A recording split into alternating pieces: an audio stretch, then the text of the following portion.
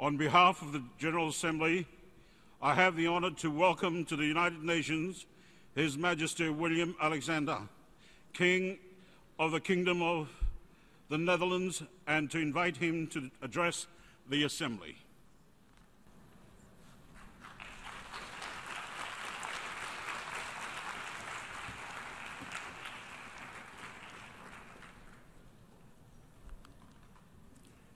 Mr. President, Mr. Secretary General, Your Excellencies, ladies and gentlemen, it is a privilege to address this General Assembly on behalf of the Kingdom of the Netherlands, a kingdom made up of 4 autonomous countries: the Netherlands, Aruba, Curaçao, and St. Martin, rooted in both Europe and the Caribbean. In 1945, the Charter of the United Nations was signed by representatives of 51 countries. Today, 70 years later, there are 3 times as many people on Earth and 4 times as many UN member states, with all the complexities that entails.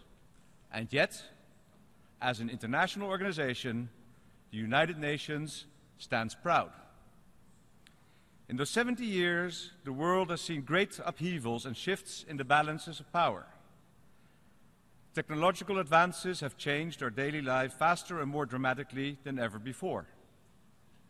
And yet, the United Nations endures.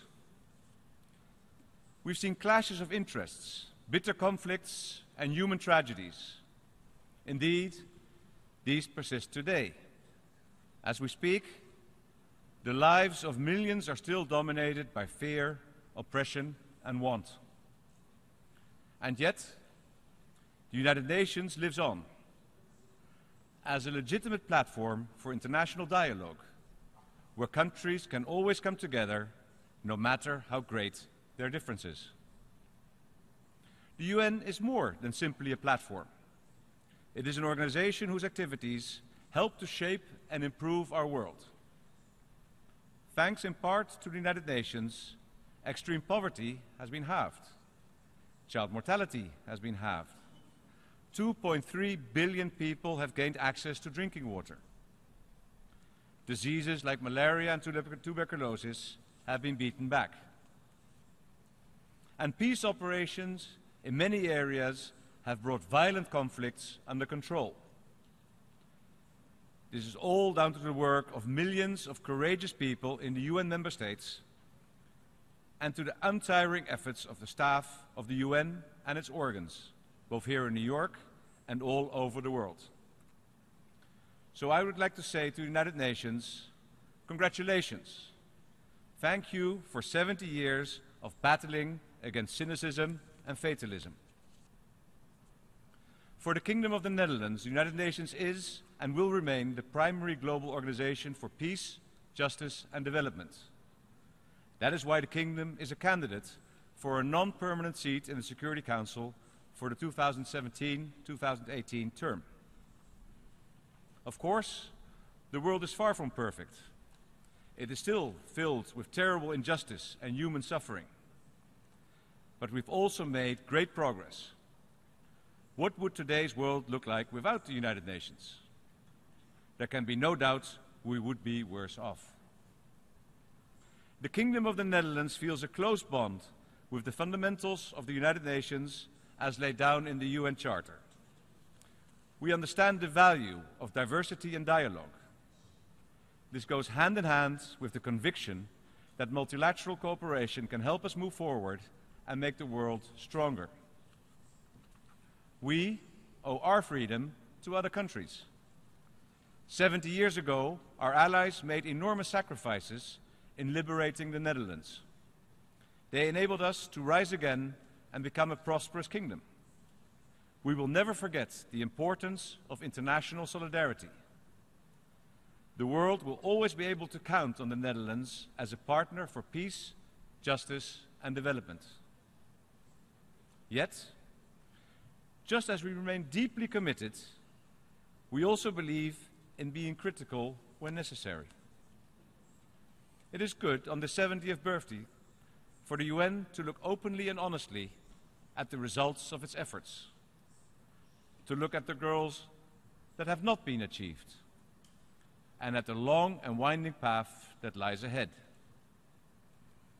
Our kingdom is gravely concerned about the lawlessness, terror, and contempt for basic human rights that are gaining ground in some areas.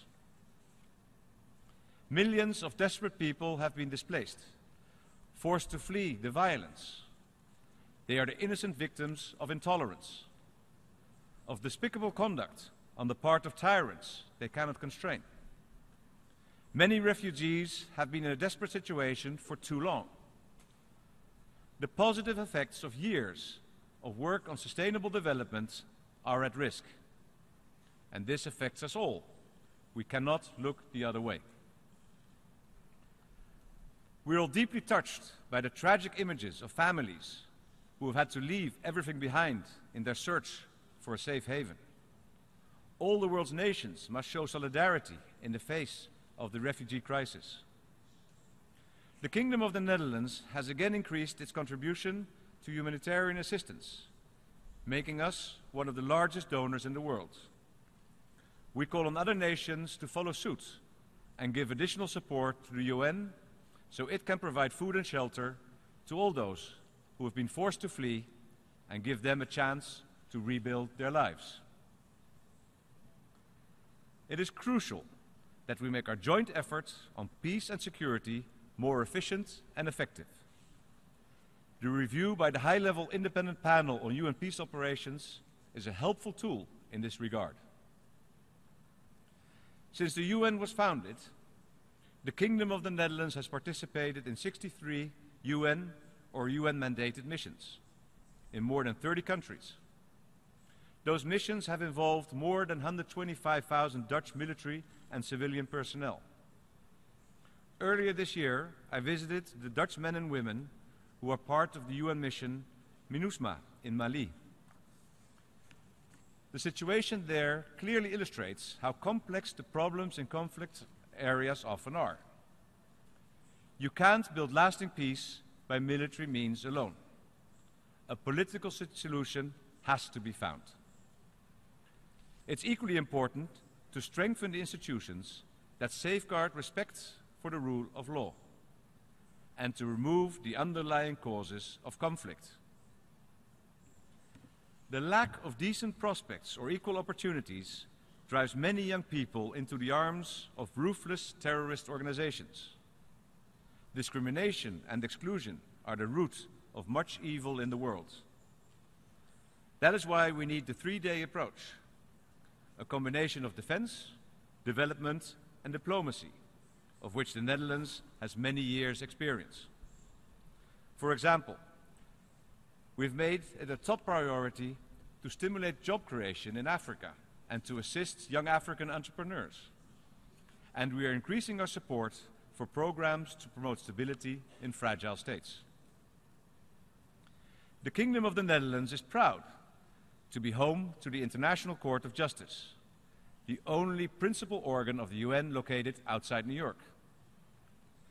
The Hague is the place where global peace, justice and security are defended by a range of international organizations, including the International Criminal Court and the Organization for the Prohibition of Chemical Weapons.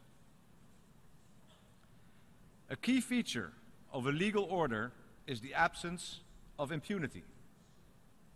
Violence must never be allowed to prevail. Lawlessness must never become the norm. Anyone who strives for justice will find our kingdom on their sides. Injustice hurts like an open wound. Hundreds of families from 10 countries, including Malaysia, Australia and the Netherlands, still grieve every day for the loved ones they lost in the MH17 air disaster. They await the results of the Security Council Resolution 2166. That resolution is very clear. It demands that those responsible for this incident be held to account and that all states cooperate fully with efforts to establish accountability. The Dutch government will work tirelessly together with all the countries and organizations concerned, until justice is done with regard to this tragedy. Peace, justice, and development are closely linked. They are a trinity, as tied to each other as the blades on a windmill. To achieve lasting progress, all three are essential. So our kingdom welcomes the Sustainable Development Goals, which will focus on the efforts of the international community over the next 15 years. And we will put our hearts and souls into helping ensure their success. There's still not enough focus on the positive role that women can play. Even in the harshest and most hopeless circumstances, women often have the strength to go on, to find practical ways to improve the lives of their families and communities. Promoting equal rights and opportunities for women is actually sustainable development in action. Any organization that wants to remain relevant must adapt to new times and circumstances. It is especially important for institutions that stand for shared values and continuity to critically examine their own performance, to ask themselves, are our working methods still appropriate? Without such self-reflection, they risk the gradual erosion of their relevance and effectiveness. For the United Nations and the Security Council, this has, after 70 years, become an urgent issue. The Security Council needs to be able to act more boldly in the face of large-scale atrocities. Greater restraint in the use of vetoes would help, and we warmly welcome France's initiative in that regard. The Council's legitimacy is also under pressure. If part of the global population feels insufficiently represented by it, the Security Council cannot properly fulfill its primary role as a global body for safeguarding peace and security, and for resolving conflicts. Africa, in particular, is underrepresented. But the voices of other regions and other countries are not being heard enough either. This needs to change. The Kingdom of the Netherlands believes in the power of empathy and dialogue. It is not always the loudest voices that speak the deepest truths. In fact, it is often the small member states that show us the way forward. One example is the long-time plea by small island states for a far more active global approach to climate change and marine pollution. They feel the urgency like no other. Unfortunately, finally, more and more large countries are developing concrete action plans. The Kingdom of the Netherlands knows how crucial this is. 3 of our countries, Aruba, Curaçao and St. Martin, are small island states, and 3 other Caribbean islands are special municipalities of the Netherlands. With its centuries of water management experience, the Netherlands is one of the best protected deltas in the world, investing billions to help mitigate the effects of climate change. That is why we intend to make sure our voice is heard at the COP21 climate conference in Paris later this year. And we will continue pressing for cleaner oceans. Our guiding principle is simple. Consider the interests of all countries, large and small. Forget might is right.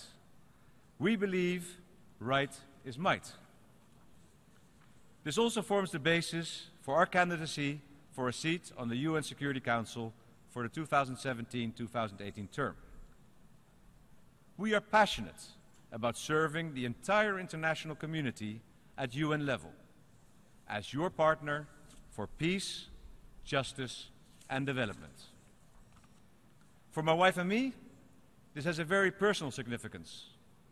For 7 years, I had the honor to chair the Secretary General's Advisory Board on Water and Sanitation. My wife remains his special advocate for inclusive finance for development. 2 years ago, Secretary General Ban Ki-moon spoke at the centennial celebrations of the Peace Palace in The Hague. He said, "Here in The Hague, you help sustain and expand the rule of law. You bring the rule of law to life.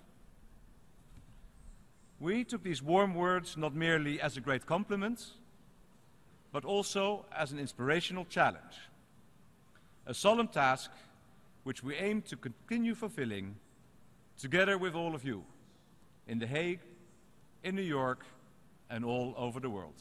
Thank you very much.